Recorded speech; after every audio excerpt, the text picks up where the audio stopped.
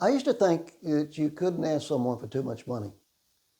I've changed that opinion now.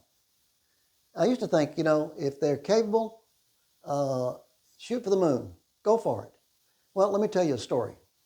I had a gentleman that I work with, and he told me the story about he was a graduate of this university, and the VP for advancement came to see him, and he sat there in his living room and he talked to him for an hour about the school, about what's going on, not much about the campaign they were in. And then he left, and before he left, he slid across an envelope. He said, "I want you to look at this when I leave."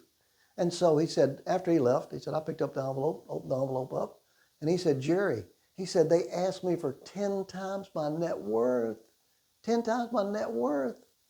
And I said, "Well, what did you do?" He said, "I was mad as hell." He said, "I wasn't doing that." And I said to myself, well, that's a really good point. You could ask someone for too much money. And you know what happens? Because I asked the question to him, I said, "What are you going to do now?" He said, "I'm going to do nothing." And that's what happens. People to do it today, if you ask them for too much money, they're not going to give you half of what you asked for. They're going to give you zero.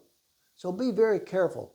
And making this ask is something that's very strategic, something that you need to really work on and make sure you got the right ask amount when you go before someone.